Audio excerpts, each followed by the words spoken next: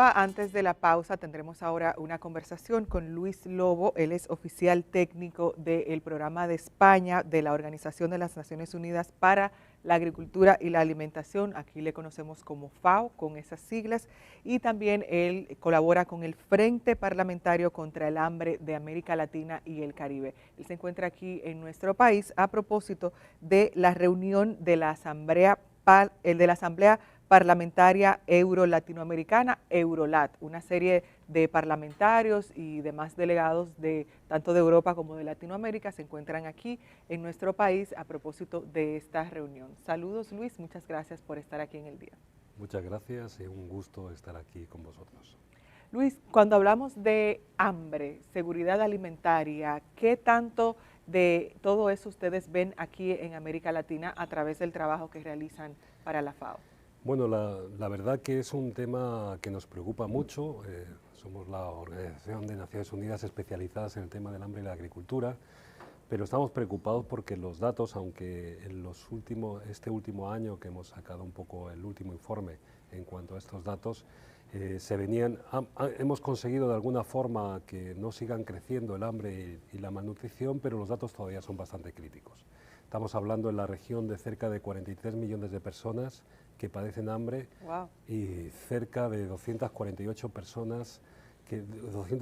millones de personas que de alguna forma sufren algún tipo de inseguridad alimentaria, ya sea moderada o grave.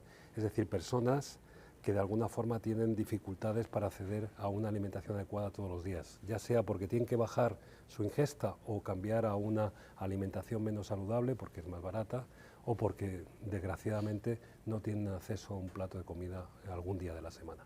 Pero uno pensaría que en países como los de Latinoamérica, que producen tanto, ya sea en el caso de nosotros víveres o arroz, en otros países, granos y demás, pensaríamos que eso no pasa, que no hay personas, esa cantidad de personas que padecen de hambre o que se encuentran en riesgo de. Sí, es la gran paradoja que vivimos en nuestra región, una región productora de alimentos, pero el problema del hambre principalmente es un problema de acceso. Es decir, hemos vivido una tormenta perfecta en los últimos años con el tema de la pandemia, con el tema de la crisis climática que estamos viviendo, sequías, inundaciones, con el tema también de la propia inflación de los alimentos, que también ha sido un tema grave, y por supuesto todo el tema de la desigualdad que tiene la región, que hace que sea a veces complicado acceder a alimentos saludables, por supuesto. Yo veía leía en una entrevista que le hicieron a usted que usted mencionaba que la lucha contra el hambre no tiene bandera ni ideología. ¿Considera usted, desde la posición en que se encuentra, que en América Latina y en el Caribe esa lucha contra el hambre muchas veces va vinculada por ideologías y banderas en específico? No, yo creo que en general se ha entendido muy bien y se ha comprendido, por lo menos desde nuestra experiencia, por supuesto los gobiernos, trabajamos directamente con los gobiernos, pero tenemos una experiencia donde muestra un poco esta solidaridad y esta forma de entender adecuadamente estos retos que tenemos en el tema del hambre y la malnutrición, que es el trabajo parlamentario.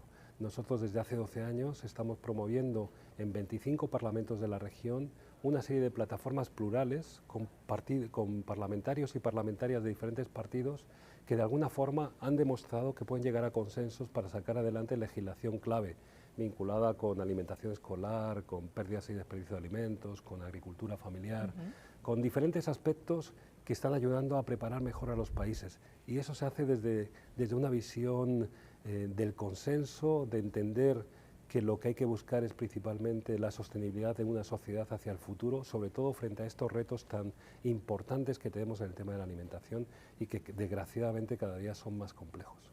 Tal vez algunas personas no conozcan, pero usted forma parte, como indicaba en la presentación, de el Frente Parlamentario contra el Hambre de América Latina y el Caribe. ¿Qué realiza ese frente? ¿Cuáles son las acciones puntuales que efectúan ustedes en nuestra región? Mira, yo no soy el Frente Parlamentario. No, pues claro que no. Lo que hacemos como FAO es dar asistencia técnica a estos parlamentarios y parlamentarias que desde una actitud muy especial y muy valiente, porque el tema de la alimentación no siempre es fácil de trabajarlo en la política, generalmente son ellos los que levantan la mano y consiguen convencer también a otros parlamentarios para aprobar este tipo de legislación tan importante. Porque el tema de la lucha contra el hambre y la malnutrición necesita atacar los temas estructurales. Y para eso principalmente se necesitan políticas de largo aliento. Estamos hablando de políticas de Estado, sin desmerecer las políticas de los gobiernos, pero son políticas de mediano y largo plazo que de alguna forma permitan asegurar una continuidad de las acciones para poder enfrentar realmente el tema del hambre y la malnutrición. Por eso los parlamentos, trabajando articuladamente con los ejecutivos, con la academia, con la sociedad civil, son tan claves, porque ahí se aprueban y se diseñan estas políticas de Estado. Claro, y esa continuidad también a la que usted se refería. Aquí en República Dominicana específicamente, conversábamos antes de iniciar la entrevista, ¿cuáles son esas acciones que se toman para combatir este tema de la seguridad alimentaria y evitar el hambre? Bueno, aquí también tenemos un frente parlamentario contra el hambre de República Dominicana, actualmente conformado por diferentes parlamentarios y parlamentarias de diferentes partidos. Está coordinado por nuestra diputada Soraya Suárez, y tiene un trabajo muy interesante, además de trabajos que ya han realizado, como fue la ley sobre soberanía y derecho a alimentación que tiene República Dominicana y que es un ejemplo para muchos países de la región. Actualmente se está trabajando en una ley de agricultura familiar, principalmente para promover un sector muy importante. La agricultura familiar es la que suministra la mayor cantidad de alimentos frescos a la sociedad dominicana. Y luego hay otra ley también que están trabajando este frente e impulsando conjuntamente con estos parlamentarios y parlamentarias, que es el tema de alimentación escolar, la ley de alimentación escolar. Otro tema muy clave, porque ahí estamos hablando sobre un tema estratégico, que son las niñas y los niños de República Dominicana que van a construir una sociedad más sostenible, ¿no? Y tienen que estar bien alimentados, porque la alimentación es lo primero. Por ahí empezamos todas las mañanas. Sin un buen plato uno no piensa. No piensa. Entonces es una ley muy interesante. Bueno, la ley de alimentación escolar lo que promueve principalmente es institucionalizar para dar una continuidad a programas que ya está llevando a cabo el gobierno, es decir, programas de alimentación escolar que está llevando el gobierno, pero sí que es importante que estén de alguna forma respaldados por una ley, para que esos vaivenes de la política no afecten a ese trabajo que necesitamos que sea continuo en el tiempo. ¿Sería una manera de blindar esas políticas públicas que se toman en determinado momento? Sí, blindar es una palabra un poco compleja. Bueno, sería dar un instrumento muy importante para la sostenibilidad de este país. Estamos hablando de los niños y niñas de este país que serán los futuros pues, dirigentes y que construyan esta sociedad. Y luego la otra ley que también es muy importante, que ya fue aprobada en la Cámara de Diputados y esperemos que pronto sea aprobada en la Cámara de Senado, promovida también por el Frente, es esta ley de agricultura familiar, que lo que pretende es pues, tener una claridad de cómo define el Estado de República Dominicana el concepto de agricultura familiar, quiénes son, establecer un registro para saber quiénes son y diseñar diferentes tipos de políticas que aseguren de alguna forma un fomento de esa agricultura familiar. Usted se refería al inicio a un aspecto de seguridad alimentaria y demás, que es la obesidad. Y aquí, por ejemplo, en República Dominicana, de acuerdo al Ministerio de Salud Pública, tenemos que un 70.1% de la población tiene sobrepeso y un 33.6% vive en obesidad. Uno pensaría que cuando hay una tanta cantidad de personas en sobrepeso y obesas, no hay hambre o que estamos completamente seguros a nivel alimentario. ¿Cómo funciona eso? Desgraciadamente es otra de los aspectos de la malnutrición. Tenemos una malnutrición por defecto y una malnutrición por exceso, pero que también genera problemas muy graves que están vinculados principalmente con todas estas enfermedades no transmisibles. Estamos hablando de la diabetes, de los problemas coronarios, es decir, y que también tiene un efecto muy importante en la propia sostenibilidad de la sociedad. Al fin y al cabo, estas cifras indican que la sociedad no está bien, es decir, desde el punto de vista de la salud.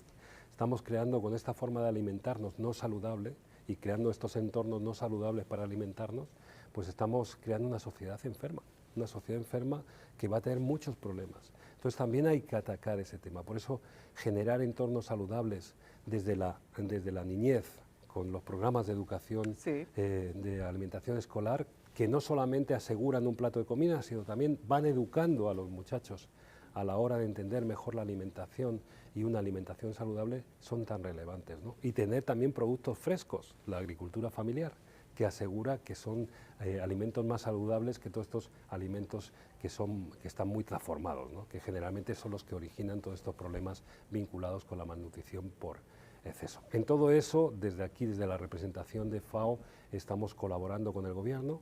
También hay que decir que hay buenas noticias, es decir, yo creo que también hay que resaltar el esfuerzo que ha hecho este país en general, en todo lo que es la lucha contra el hambre y la malnutrición. Aquí los últimos datos han mostrado la tendencia que ha tenido República Dominicana de seguir avanzando en lograr buenos resultados. Actualmente tenemos un porcentaje de un 6.3 de personas que padecen hambre, según nuestra forma de medir en República Dominicana, frente a un promedio regional de 6.6, es decir, estamos mejor aquí en República Dominicana. Y también en el ámbito de la inseguridad alimentaria moderada o grave, esas personas que te comentaba que tenían problemas, en República Dominicana está alrededor del 22%, hemos ido bajando, pero en la región estamos en un 40%, con lo cual también República Dominicana tiene que mostrar, que mostrar mucho al mundo de cómo está construyendo todos estos avances. Pero eso es una muy buena noticia, son buenas noticias. Los datos son preocupantes, pero sí que son buenas noticias. Claro. Hay que agradecer también este trabajo de los diferentes gobiernos de este país que de alguna forma están pues trabajando, creemos que en el buen sentido y atacando estos temas con políticas de Estado y con políticas importantes.